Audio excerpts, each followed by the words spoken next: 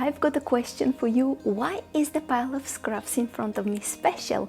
Little hint, we're making fabric backgrounds today. I'll show you 3. They're all easy and gorgeous, and let's jump straight into the first one.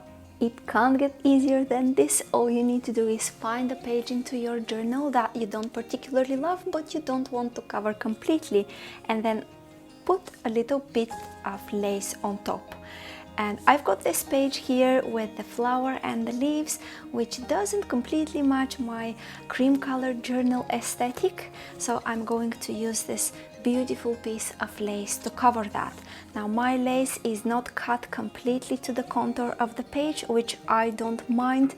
I feel this tattered look is beautiful. For me, this is a beautiful background already, but I feel I want to turn it into a journaling spread, and all I'm going to do is take out some words from my uplifting words collage sheets and add on top.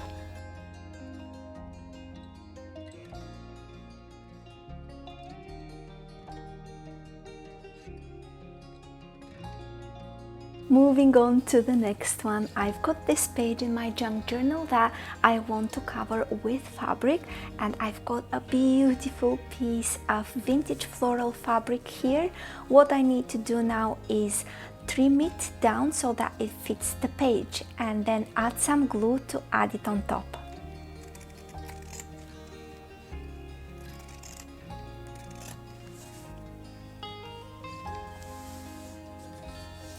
I want to add a little bit more to this background. I've got this piece of crocheted lace here, and I'd like to turn it into a pocket.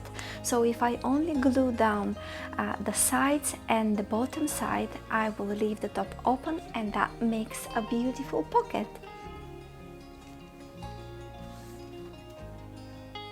Isn't that so lovely? For the next one, I've got this decorated page here on the right and my journaling here on the left hand side.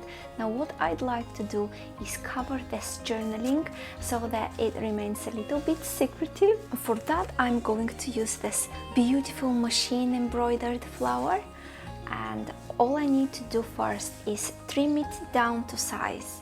What I need to do first is trim it down to size, and I'm going to use my pinking shears so that the fabric doesn't unravel on me.